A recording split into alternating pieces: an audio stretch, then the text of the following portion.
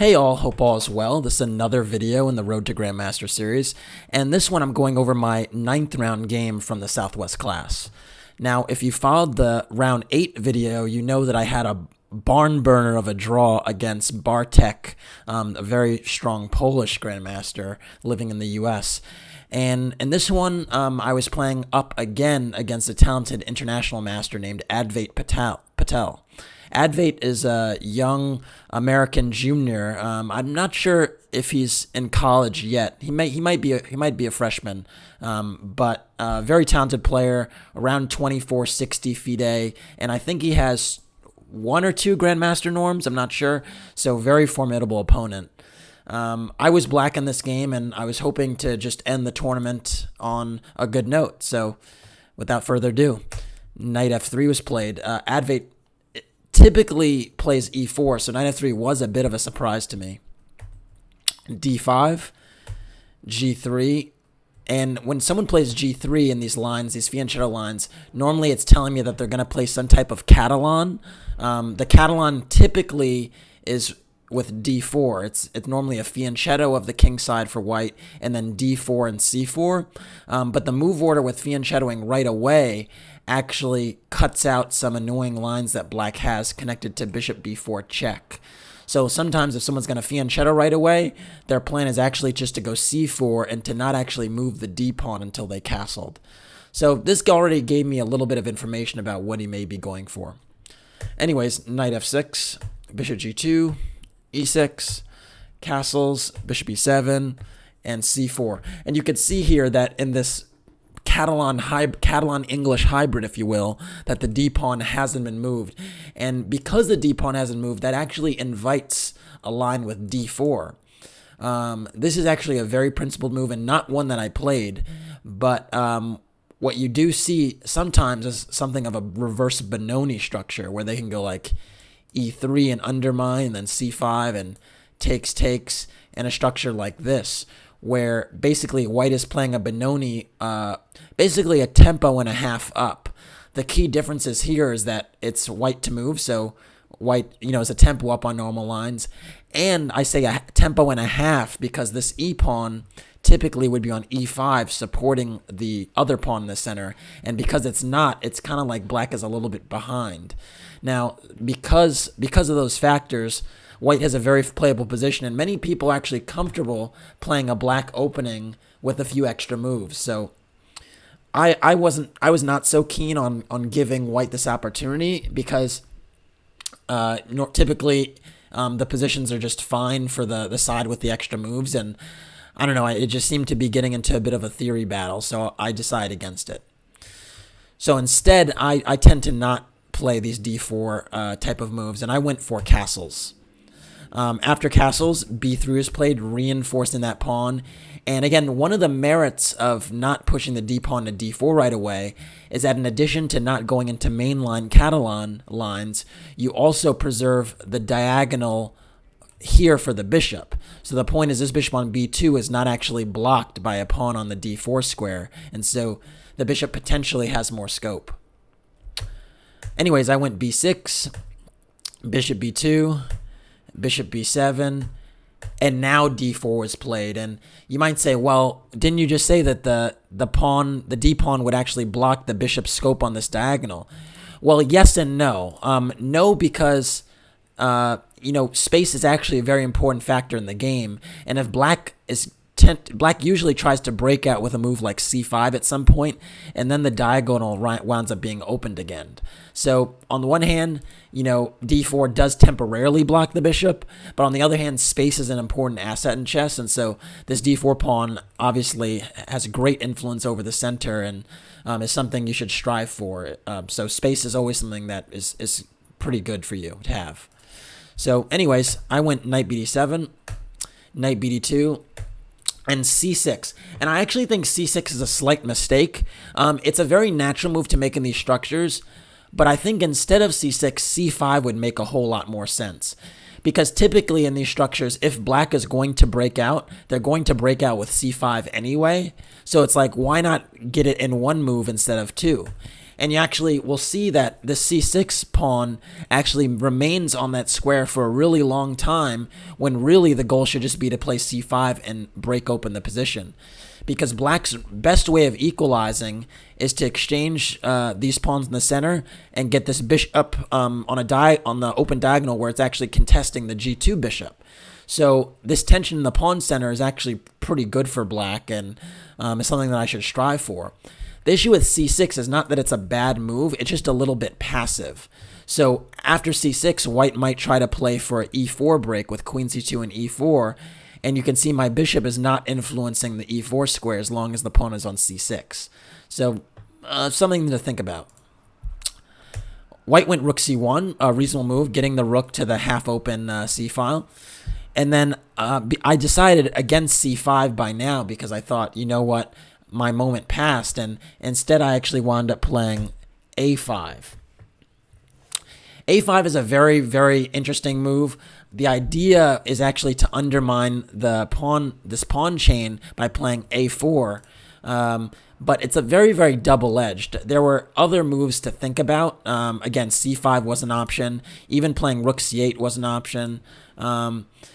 A5, I thought now that the rook has left the A file, I might get some counterplay on the A line. But it is a very, somewhat risky option.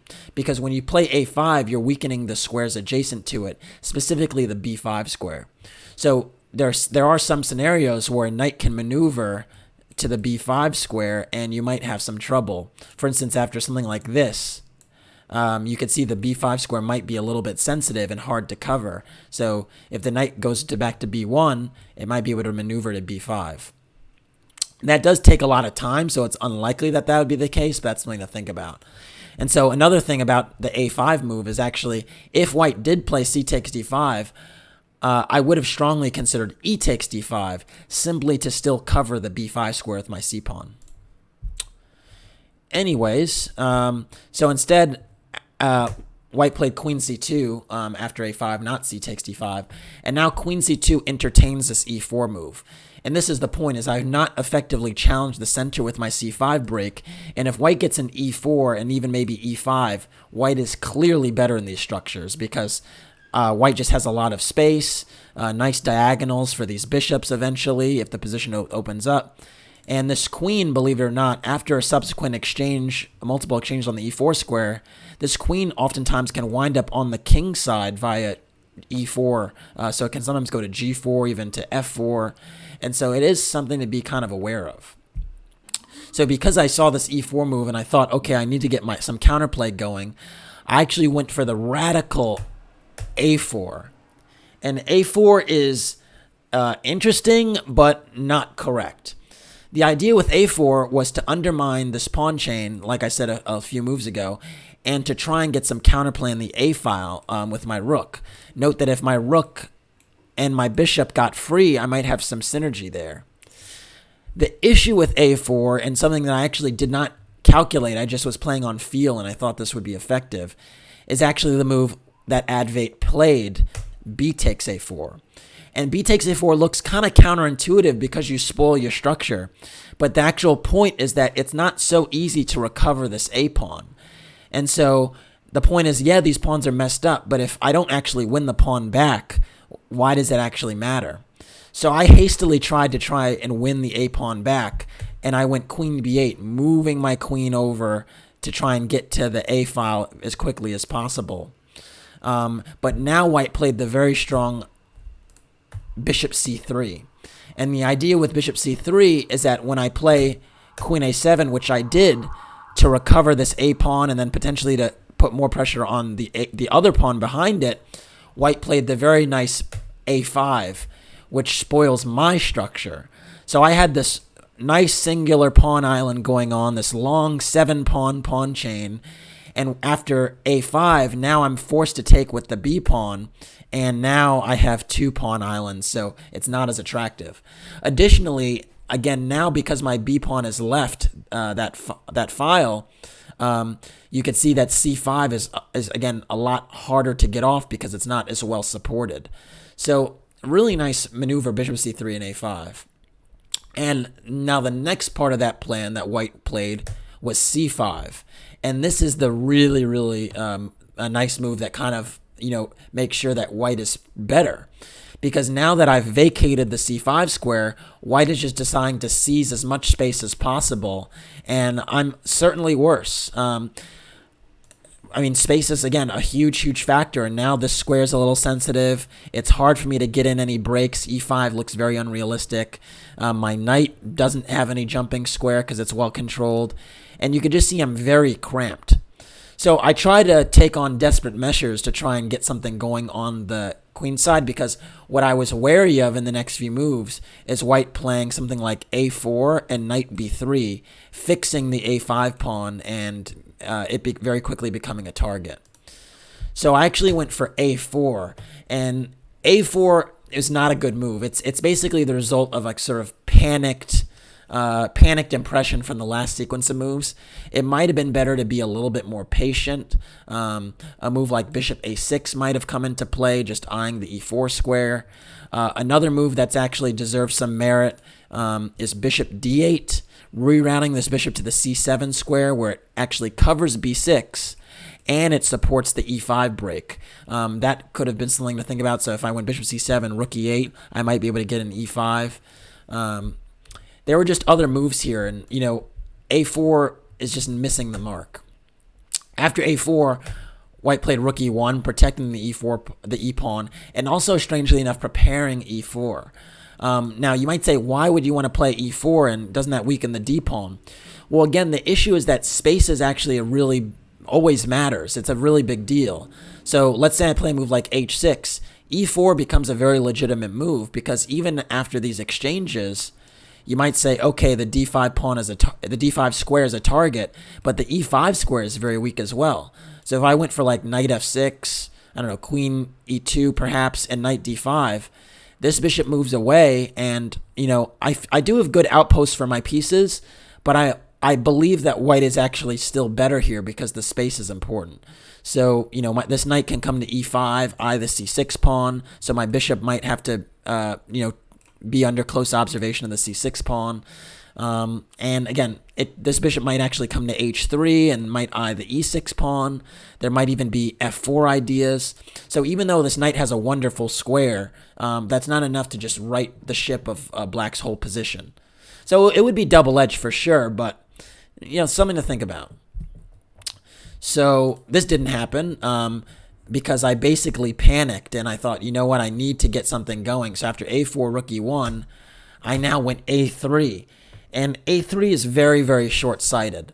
My idea was, what, I'm just going to march this pawn up the board. Perhaps actually I was thinking about the last game I had against Bartek, where I marched my rook pawns, both the h and the a pawns, way up the board. And perhaps I was still thinking about that game because in that game, if you saw it, you noticed that those rook pawns became a real distraction for my opponent, and they allowed me to get sufficient counterplay in other parts of the board. Well, the point is that, in that position, I was really desperate, and the a pawns sort of brought dividends. Here, I shouldn't have been so desperate. I could have improved the rest of my pieces. So, again, this bishop on b7 is not good. Maybe I should try and move it to a better diagonal. The bishop on e7 is also not good. Maybe it should go to c7. My rook on f8, very stagnant. Maybe it could go to b8 or to e8. These were viable options, but just pushing my a pawn and kind of indiscriminately is not the way to go. So white kind of saw this and was like, okay, you're gonna push your a pawn. I was like, oh, no big deal. I'll just take it, and went for rook b1. Very good move, getting the rook on the open file, and also just very subtly trying to chase the a pawn. The threat is rook b3 and then knight b1, and how can I? I'm hard pressed to defend that pawn multiple times. So now this a pawn is really a target more than it is a strength, and that's the issue when you push the rook pawns. You have to think about whether it's going to be an asset or a weakness, and this one just turned out to be a serious weakness. I went bishop a6, doing what I should have done a few moves back, and then white played rook b3, and you can see already this pawn is a real problem for me. I went bishop b5, protecting it for now. You see I have two pieces on it. The other benefit of bishop b5 is I was threatening the very cheeky bishop a4, getting the skewer. but white was alert to that and played queen c1, just getting out the way. And the point is now if I go bishop a4, just rook takes a3. So I went rook fb8 trying to get some more peace in the game. But now white played knight b1, and now you can see there's 1, 2, 3 pieces on this pawn and only 2 defenders. So it's just a pawn that's going to be lost. And now I went knight takes c5, which was a total panic decision. Again, totally unnecessary. Even if I do lose this a pawn, there's still lots of game left. I do have rooks that are somewhat active now. There was no reason to go for the sacrifice. But again, my mind, I guess, was just not clear in this game because this move makes 0 sense. And when I mean 0 sense, I really mean it made no sense. Just a very poor decision here. Because I'm giving up a piece for 2 pawns, and there's no long-term initiative. There's no long-term, compensation, and it's just a poor decision. I did have this one move threat of the f2 pawn, but this is so easily parried, and white did that immediately with e3. And now I'm a piece down for 2 pawns. This a3 pawn is temporarily under control, but it might drop at some point. And my bishops aren't very well placed here. This one is now blunted on the diagonal, and it's actually in the way of my c pawn. And then the one on b5 is also just blocking my rook from being activated. So, not good. I thought I might have some temporary compensation based on the fact this a pawn might be weak. So I tried to go to work against that pawn, and I went bishop c4. Again, trying to get at the a2 pawn. But after rook takes b8 and rook takes b8, and then knight e5, knight e5 was the move I actually totally missed. Point is that after knight takes c6, there's a skewer on my queen and rook. And then to add insult to injury, the knight is also hitting the bishop. And if I lose this bishop on c4, my structure is totally in tatters. Just to give you an example, if I play a move like queen c7, this type of position, now my 2-pawn advantage are really ugly double pawns, and this bishop is screaming down the diagonal, and it's just totally lost. So that was really the biggest issue with the sacrifice is in addition to, not getting any real compensation, I just completely missed this knight e5 move, which slows me down. So unfortunately, I just had to go back and admit my mistake. But you can see now this a pawn is secure, and white gets enough time to get more play in the position. White went bishop f1. Again, now very smartly, up material, trying to trade. Brilliant move. The other thing that's really amazing about bishop f1 is the bishop on g2 was actually kind of blunted by my pawns. I had this really nice holy trinity of pawns that were stymieing that light-scored bishop. And now just trading that piece for one of my active pieces is just a huge win for white. And it's something that I kind of have to allow. I went queen a6, defending the c6 pawn and keeping an eye on the bishop. But now, after bishop takes b5 and rook takes b5, that's a huge accomplishment. And now it's pretty much just cleanup for Advait. And, even though there are a lot of pieces on the board, for a relatively strong player, they're going to make pretty reasonable moves. And I didn't have really great chances the rest of the game. So enjoy this bit of technique. So first, knight d2, excellent move.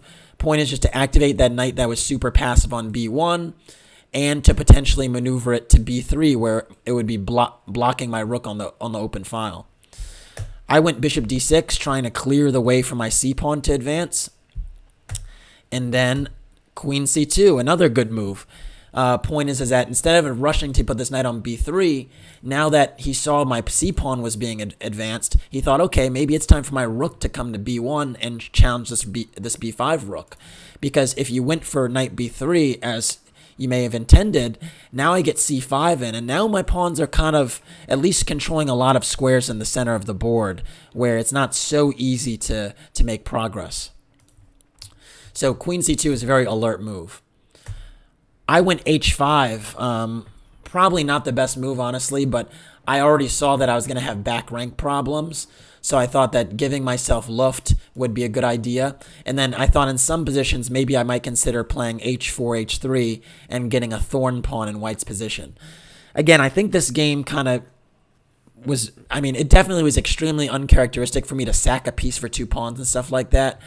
But you can also see me pushing the rook pawns like this is just also very unusual. And I think there was, again, a bit of a holdover from my my round 8 game where I hadn't kind of, gotten everything mentally under control for the next game. The game I played in round 8 was a long game, so I only had like an hour or so before the next one. So maybe that came into play a little bit, but now I'm just kind of grasping at straws. Anyways, knight d3 is played. Good move.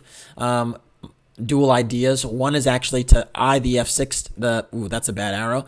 One idea is to eye the f6 knight, so now bishop takes f6 is an idea. Another point is to actually eye the squares on the queen side, so eyeing b4 and c5 might be useful as well. I went c5 anyway. It's like now or never to push that pawn. And now e4 was played. Very good move. And actually, this is really the biggest idea, the biggest point behind the knight d3 retreat, is it actually cleared the way for white to threaten e5. And, like many things in this game, it just wasn't even on my radar that I saw this idea. I think it's in some ways I was already a little bit despondent because I realized I totally threw away chances in a game that, I really shouldn't have, but it is what it is. Anyways, after e4, I went c4, trying to push onward with my own counterplay. And white went for e5, saying, you know what? Trades are good. If you want to take my knight, that's fine. And I'll take one of your minor pieces. So I'm kind of just helping white get to the finish line. I took on d3 because I need to take that. And after queen takes d3, I went bishop e7, thinking that it was better to preserve my bishop rather than my knight. If you've seen any videos on this channel, you know how I feel about the bishops versus the knights. And after bishop e7, e takes f6 was played. And now I have a very uncomfortable decision. I can play g takes f6 and keep an extra piece on the board but have a very weak king. Or I can play bishop takes f6 and white will still probably take and weaken my king. So I really did not have a great choice here, but I decided to play bishop takes f6. After bishop takes, we trade more pieces. And now the dust is settled and, I still have 2 pawns for the piece. But with my king being relatively weak, it's very difficult to hold this. And the other problem is that now my rook was actually pinned to my queen. So rook b1 is not a move you want to necessarily make here because I could take with check. And, okay, even though white recovers, now my queen can get kind of active. So I can make a move like queen e2 and get some counterplay. But if you're kind of alert to this, there's no real problems. And white played a really great move, knight b3, just maintaining the pin on the queen here, the rook and the queen, and also blocking my rook from getting active.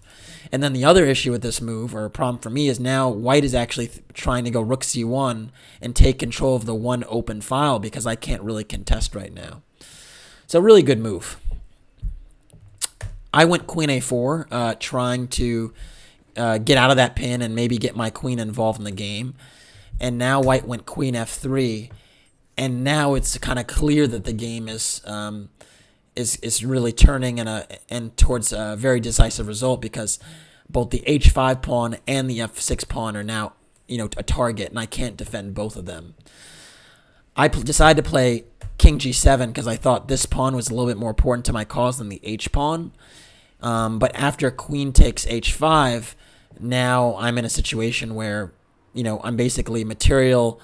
I'm only up 1 pawn for my for the piece, and I pretty much have 0 counterplay to speak of because my rook is cut off here. It can't go to c5, and my queen is just not going to be able to pierce white in any real way. And now white can even entertain shoving the h-pawn up the board or trying to trade queens with a potential check on g4 at some point. So after queen takes h5, in this position, I resigned. A very disappointing way to end the tournament. Again, I think perhaps the previous 8 rounds really wore on me. That is a bit of an excuse, but maybe it's true. I think in addition to that, I really did learn a few lessons about the Catalan type of structures here, namely that if I can play c5 in one move to break open the position, I should do it instead of trying to prepare it with c6 and then c5. And just to back up and show you a little bit of what I mean by that, I'm just going to scroll back to the beginning of the position here. Is early in the game, white played b3. In this position, yeah, white played b3. And typically, when you play b3, you're blocking the queen from coming to a4. And so normally, you don't actually want to play c5 in one go coupled with b6 because the queen can target the c6 square. So prime example of that is, let's say d4 is played, and I went knight bd7, and then knight c3, and now b6. The issue here is that after c takes d5, c takes d5, and knight e5, this square is very, very weak, and knight c6 is a threat. And if I go bishop b7, now there's a very annoying move, queen a4, and the point is, again, that the c6 square is extremely sensitive, and that's something you don't want to allow. But because b3 was played so early, now I can get away with playing b6 because the queen cannot come and pressure the c6 pawn in that way. So you could see that after an exchange on d5 and knight e5, there's no second piece to put pressure on this square. So I did play b6 in the opening, and that was fine. But the issue is that with b6, the whole idea is that you try to play c5. And c5 is not something I ever got around to doing. So I think the huge start of my problems was this move c6 because it's just not active enough. I can play c5 here, again, because there isn't the same pressure connected to targeting the c6 square. So a little bit of an opening nuance that was something that kind of was an epiphany for me after the game, and something that I decided, you know what, I'm going to remember that for the rest of my Catalan playing days. All right, well, that's it for this one. Thanks for watching. Please like and or subscribe to the channel. And if you want to support the Road to Grandmaster journey, please do so by checking out the PayPal link in the description below. All right, take care.